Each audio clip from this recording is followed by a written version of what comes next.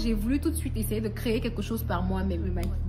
Ma gars m'a dit, ouais, yeah, Marianne, c'est bon, tu as abusé de moi. Je fatigue mes amis souffrent. Mes petites soeurs, elles en avaient marre. Elles en avaient. Juste que je suis partie là même là, elles sont très contentes parce que vraiment, ça m'a beaucoup frappé quand j'étais petite à cause de ça. C'est ça qu'on appelle les petits enfants aussi là. Hello beautiful people, salut à tous, bienvenue sur ma chaîne YouTube. Moi c'est Maya Omo et vous savez, c'est comme toujours pour moi un plaisir de vous avoir ici. Et aujourd'hui, nous allons faire une séance de questions-réponses. Et oui, je vous ai demandé sur cette chaîne de me poser des questions vu que bon nombre d'entre nous sommes arrivés il n'y a pas longtemps. Donc, on va apprendre à mieux se connaître, à se poser des questions pour se découvrir davantage, voilà. Et donc, je vous ai demandé de me poser des questions auxquelles j'allais répondre, au fait, à travers une vidéo. Et donc, je fais la vidéo pour pouvoir répondre à ces questions-là. Donc, si vous voulez savoir davantage, restez tout simplement connectés. À tout.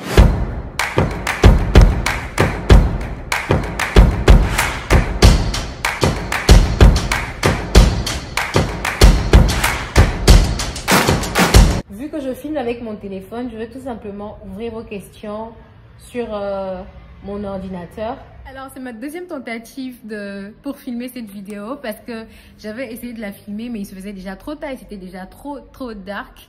J'espère que cette fois-ci sera la bonne. Donc, allons-y, c'est parti. Alors, la première question nous vient de Sean Patrick et Dongo Ombe. Et la question est, pourquoi tu as commencé YouTube? J'ai commencé YouTube tout simplement pour pouvoir me trouver moi-même, voilà. Parce que j'étais dans un moment où j'étais un peu perdue. J'étais supposée faire un master en particulier, dans une ville en particulier. Et finalement, je suis rentrée en Côte d'Ivoire pour des vacances et il s'est avéré que tous mes plans ont été mélangés, voilà. J'ai pas pu aller dans le pays où je voulais partir. J'ai eu un petit problème et finalement j'étais dévastée, je ne savais plus quoi faire, je ne savais pas quel plan, comment dire ça, suivre, quelle option donner à ma vie, je ne savais vraiment plus quoi faire. Il faut dire aussi que depuis, même avant d'aller en Inde, j'avais déjà comment je vais appeler ça? Cette petite passion là, j'aimais bien faire les choses par moi-même, surtout les ongles, je faisais beaucoup les ongles et ma mère avait un salon de coiffure.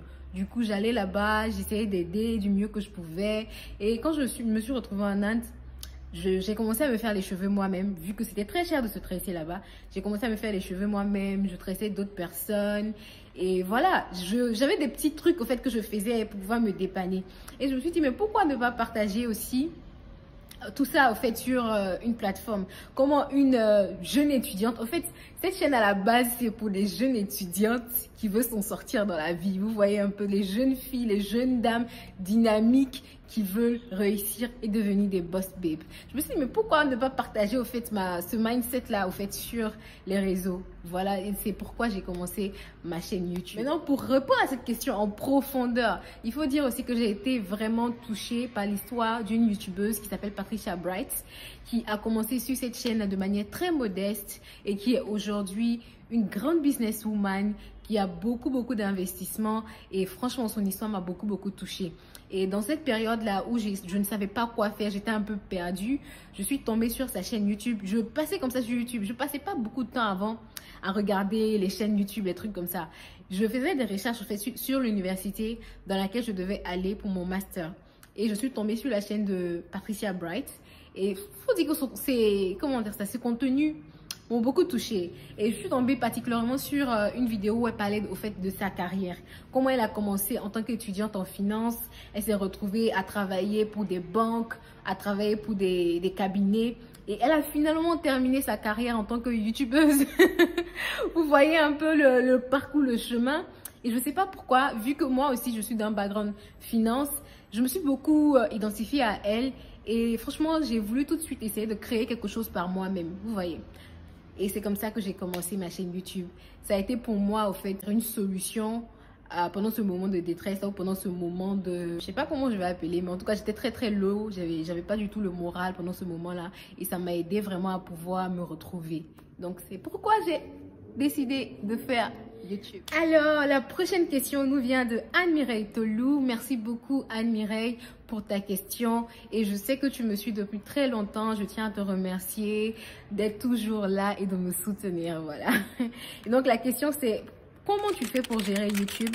Réflexion sur les contenus, enregistrer les vidéos, montage, la vie professionnelle, la vie familiale et sociale. PS, j'aime ce que tu fais et ton abnégation, ça me motive aussi de mon côté, mais c'est vraiment difficile. Vraiment, merci beaucoup, merci, c'est très gentil parce que quand je vois ce genre de messages, ça m'encourage toujours à faire des vidéos parce qu'il faut dire que ça fait 3 ans que je fais des vidéos et je ne vois pas d'amélioration dans la mesure où je n'ai pas encore le nombre d'abonnés que je souhaiterais avoir. Je ne cherche pas à avoir, au fait, un très grand nombre d'abonnés. Franchement, à dire vrai, je ne veux pas avoir, je sais pas, 1 million d'abonnés ou un truc comme ça. Non, pas du tout. Mais, comment dire ça, un montant assez conséquent qui me permettrait... What's the matter with you? me permettrait d'atteindre, au fait, le quota pour la monétisation afin de pouvoir mieux investir, au fait, sur cette plateforme. Et donc, je reviens à la question parce que j'étais allée un peu loin. Comment je fais pour gérer YouTube? Il faut dire que c'est très difficile. Comme tu l'as dit, c'est super difficile de pouvoir allier vie professionnelle, vie sociale et YouTube. Parce que bon, j'ai pas de vie familiale parce que je suis pas mariée. Si les parents comptent, bon, on va mettre ça dans vie sociale, mais je ne pose pas. Donc, quand je ne suis pas mariée, je ne parle pas de vie familiale. Je vais dire vie sociale, voilà.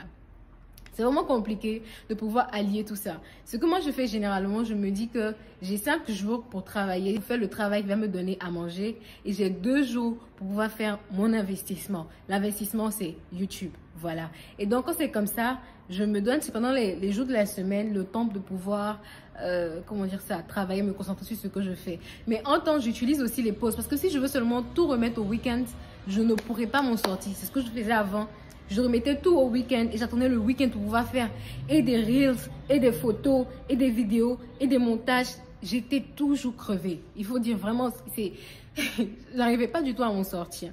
Ce que je fais, c'est que maintenant, je profite des pauses à midi au travail pour pouvoir faire des petits montages. C'est-à-dire des montages de reels, des montages déjà, les premiers montages de mes vidéos YouTube et tout ça. C'est-à-dire couper, coller. J'essaie de faire ça déjà pendant la semaine. Et le week-end, c'est-à-dire le vendredi soir, je m'assois pour pouvoir maintenant faire le montage complet. Et là, je suis en train de voir la mesure dans laquelle je pourrais shifter au fait les vidéos le dimanche. Parce que quand je poste les samedis comme ça, le vendredi soir, je ne dors pas. Franchement, je ne dors pas le vendredi. Il faut terminer le montage, il faut faire le thumbnail, le poster, poster la vidéo plutôt. C'est vraiment compliqué. Donc, j'essaie maintenant de faire ça. Et par rapport aux photos, au contenu Instagram, ce que je fais, c'est que comme j'ai dit, j'essaie de faire pendant la semaine les montages, des reels et tout ça. Mais pour les photos, j'utilise une application qui s'appelle InPreview, sur laquelle je mets des photos, j'arrange les photos sur au moins 2 à 3 semaines. Voilà. Donc, sur 2 à 3 semaines, les photos que je vais prendre et poster et tout ça, c'est déjà planifié. J'ai pas besoin de me casser la tête chaque week-end pour prendre des photos. Ce que je faisais avant, c'est pas faisable. Donc, voilà. Maintenant, je prends des photos en bulk. Quand je vois, j'ai une occasion de prendre photo. Quand je me maquille, le jour où je me maquille, Maquillage m'a dit, ouais, yeah, Marianne, c'est bon, tu as abusé de moi. Je prends une photo jusqu'à... Au moins, il sait qu'il a trouvé au moins contenu de 2 semaines dedans, 3 semaines dedans, mais des fois même 1 mois contenu de ça. Et puis, je garde, j'essaie d'arranger, je vais mettre dans le, comment dire ça, dans la grille de InPreview où je peux écrire même mes captions. Caption, c'est le texte qui est juste en bas. Je l'écris sur note et je garde. Je fais juste copier-coller, je poste sans réfléchir. Et mes statistiques sur Instagram m'aident au fait à déterminer les jours de publication. Voilà, c'est plus simple comme ça. Et c'est comme ça que j'essaie d'allier vie professionnelle et YouTube. Vie sociale et YouTube, on m'a dit que c'est compliqué. Je fatigue mes amis souffrent. Je pense que vous pouvez le voir un peu dans mes vlogs, tout le temps avec ma caméra et tout ça. Parce qu'à chaque fois qu'on doit se voir, je dois profiter pour faire du contenu. Parce que je ne peux pas prendre le temps pour voir mes amis, prendre le temps pour faire du contenu, prendre le temps pour travailler. Je ne me suis pas 10. Donc quand je les vois comme ça, là, je profite pour faire du contenu. Je sais que ça les saoule, mais ils n'ont pas le choix. Ils n'ont pas le choix. Mes petites soeurs, elles en avaient marre. Elles en avaient... Je sais que je suis partie là même là. Elles sont très contentes parce que vraiment, tous les jours caméra. Donc, c'est ça. Je me dis, au fait, il faut essayer de sacrifier actuellement pour pouvoir essayer de récolter le bénéfice sur le long terme, vous voyez. Donc, actuellement, je suis en moment de sacrifice, au fait. Donc, vraiment, vie... Je trouve pas que j'allie bien, mais en tout cas, je me débrouille. Alors, la prochaine question nous vient de Olga Zagadé. Hello Olga, ma grande sœur ivoirienne. J'espère que tu vas bien. Franchement, je vois tes commentaires assez motivants. C'est très, très gentil de ta part. Ça me touche énormément que tu prennes de ton temps pour venir me suivre sur les réseaux. Franchement, je tiens à te dire merci aussi parce que je te vois. Ne pense pas que je te vois pas, je te vois. Quand on va commencer à faire les vrais giveaways de manière internationale, là, c'est sûr que ton nom va sortir là-bas. Mais anyway, anyhow, je vais pas vite parler.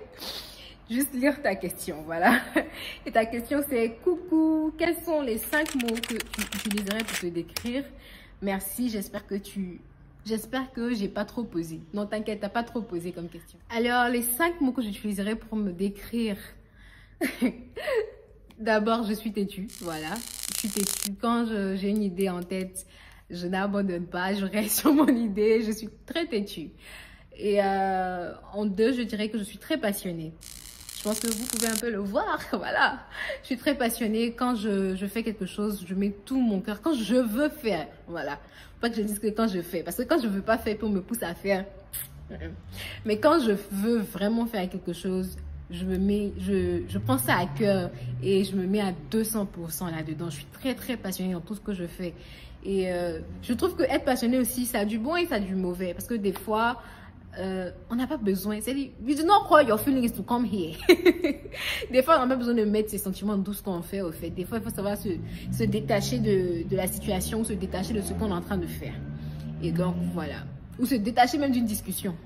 Parce que je suis tellement passionnée que même aux discussions là, je soulève ça.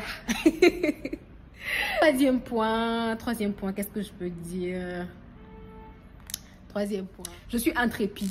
Je pense que voilà, être intrépide c'est quoi? C'est ne pas abandonner. Je n'abandonne pas au fait. Quand je veux vraiment quelque chose là, je dis que je n'abandonne pas. Quand il y a ça, pas ça, il est ici dedans. Je n'abandonne pas facilement et je pense que aussi on peut le voir à travers cette chaîne YouTube là parce que ça fait ça fait longtemps quand même. Et vraiment, c'était... Voilà, j'aurais pu abandonner. Beaucoup de personnes auraient pu abandonner, mais je pleure, je me plains, je parle beaucoup. Après, je suis dedans encore. Et donc, je suis beaucoup intrépide. Voilà. Et cette qualité-là, j'aime bien ça chez moi quand même. Hein. J'aime bien ça. Après ça, il y a quoi encore? Il reste 2 mots. Hein. Je suis créative. Oh, pas j'oublie ça. Je suis très créative. I can imagine things. C'est moi, je suis assise et puis j'imagine des choses dans ma tête de façon. Je suis beaucoup créative. On m'a beaucoup frappée quand j'étais petite à cause de ça parce que ma mère m'achète des vêtements et moi, je me cache, je prends une paire de ciseaux et je découpe les vêtements là sur ce que je veux. C'est ça qu'on appelle les petits enfants sorciers. J'aime beaucoup créer des choses. J'aime beaucoup faire des trucs qui sortent de l'ordinaire. Et... dernier mot. Bon, j'ai pas dernier mot. Dernier mot là, dites-moi, voilà, décrivez-moi dans la barre de commentaires, donnez-moi le dernier mot. Hein? On a dit têtu, intrépide, créative, passionnée. Donnez-moi un dernier mot, ok? Dans la barre de commentaires. Merci beaucoup. Alors, la prochaine question nous vient de Cécinou Aïchedi. Hello, que représente cette chaîne YouTube pour toi? Projet sur le long terme ou juste une passion ou les deux? Qu'est-ce qui te motive à toujours faire mieux? Tu nous sors chaque semaine une vidéo meilleure que celle d'avant. C'est incroyable. C'est quoi ton secret? Merci beaucoup. C'est très gentil d'apprécier ce que je fais. Cette chaîne YouTube représente pour moi les deux, comme tu l'as si bien dit. Hein. C'est une passion, mais aussi un projet de business. Voilà. Parce que c'est d'abord, on va dire, le socle d'un business que je veux mettre sur place. Voilà. Et je vais pas beaucoup parler. Pas trop me projeter, mais en tout cas, c'est un business. Voilà. Ce qui me motive à faire mieux, c'est vous d'abord pour commencer. Parce que voir ces messages ou les questions comme ça que vous m'avez laissées dans la barre de commentaires, c'est ce qui me motive au fait. Me dire qu'il y a des gens qui regardent ces vidéos-là et qui trouvent que ces vidéos-là ont leur place sur YouTube. Ça, vraiment, c'est très motivant. Et donc, je vous encourage à toujours me laisser des commentaires dans la barre de commentaires. Franchement, vous n'avez pas idée de combien de fois ça me jaille. Ça me jaille même. Il a dit... Pardonnez, lâchez les commentaires. Mettez les cœurs. Lâchez les commentaires. Anyway, il y a ça. Il y a aussi le fait qu'au départ, quand je faisais les vidéos, ma mère se posait des questions, au fait. Elle se demandait, mais la petite fille, mais qu'est-ce qu'elle est en train de faire? C'est quoi ça? Mais aujourd'hui, C'est elle qui partage mes vidéos, c'est elle qui dit à ses amis. Et elle fait des vidéos sur YouTube. Hein. Elle parle de finances personnelles, elle fait des vlogs, elle fait ça.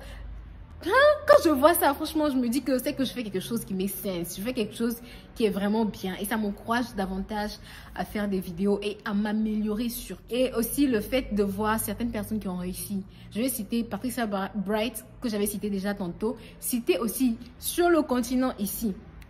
Dima Oumé, qui est une youtubeuse hors pair, incroyable. Franchement, quand je la regarde, ça me donne toujours en fait de la motivation à pouvoir créer du contenu. Et il y a aussi un youtubeur, je ne regarde pas tout le temps son contenu, hein, mais je vous dis qu'il a 1 million d'abonnés. C'est le plus grand youtubeur d'abord en Afrique. Il a 1 million d'abonnés sur son compte. Il vit au Ghana. Il a commencé dans un village du Ghana. Dans un village. Il s'est fait appeler Mr. Ghana Boy. Son nom c'est... J'ai surtout oublié le nom du gars là. Mais en tout cas, il s'est fait appeler Mr. Ghana Boy. Je vais vous mettre son nom là au fait. Je viens d'oublier son nom. Mais anyway, en fait, quand vous voyez les vidéos qu'il postait avant, parce que maintenant la qualité a augmenté et tout ça. Mais si vous voyez les vidéos qu'il postait avant, si vous voyez d'où il vient, en fait, c'est incroyable ce que YouTube a fait pour lui. C'est incroyable. Il a quelqu'un qui était dans un village, dans un trou paumé là-bas, a pu construire une maison pour sa mère. Il a acheté une voiture, il a construit, il a plein de business actuellement au Ghana et tout. Franchement, c'est des gens comme ça qui me motivent au fait, vous voyez. Et donc, c'est ce qui moi me motive à continuer. Parce que je sais qu'ici, là, il est peu pessi. Ça va aller, Inch'Allah. Alors, la prochaine question, la dernière question. Oh, c'est fini. Bon, anyway. La dernière question me dit... Où est-ce que tu te vois dans 5 ans? Voilà, c'était sur Instagram que la personne m'a posé la question. Où est-ce que je me vois dans 5 ans? Je me vois en tant que banquière accomplie, voilà, parce que c'est mon métier de prime abord. Je me vois en tant que youtubeuse de renom, de qualité. Je vois que, on va dire que le nombre d'entre vous augmente, se multiplie. Des gens sont passionnés, des gens sont touchés par mon histoire, sont touchés par le parcours qu'on a eu depuis. Ça fait combien 3 ans qu'on a fait une vidéo jusqu'à maintenant là. Et je me vois en tant que businesswoman avec beaucoup de business. Et pourquoi pas mariée, voilà. Et voilà, c'est ce que je vois dans 5 ans. Vraiment être quelqu'un qui peut impacter la vie des gens en fait. Et j'espère avoir répondu à ta question. Alors la famille, c'est ici la fin de cette vidéo. J'espère que vous l'avez appréciée. Si vous l'avez appréciée, n'oubliez pas de me lâcher un huge thumbs up. N'oubliez pas aussi de vous abonner si vous n'êtes pas abonné et d'activer la cloche des notifications afin d'être notifié à chaque fois que j'ai une vidéo postée sur cette chaîne. Et qu'est-ce que je veux vous dire? Je veux simplement vous dire merci. Merci beaucoup de votre soutien. Merci d'être là pour moi. Merci d'avoir participé à ces séances de Q&A là, voilà. Et franchement, ne pensez pas que je ne vois pas. Je vois vraiment ce soutien là. Même si c'est pas un soutien énorme et tout ça, c'est pas une communauté super énorme, mais c'est déjà une communauté. 700 personnes dans une salle, ça va faire waouh. Donc, nous sommes vraiment nombreux sur cette chaîne. Et je tiens à vous dire merci. Je tiens à vous remercier de vous être abonnés d'abord, de me suivre aussi, de toujours regarder les vidéos, de toujours les liker, de toujours les partager. Vous êtes super incroyables. Et très bientôt, d'ici le mois prochain même là, il y aura un giveaway. Voilà. Merci encore d'avoir suivi les amis et on se voit la prochaine fois, n'est-ce pas? D'ici là, portez-vous bien. Bye bye. Take care.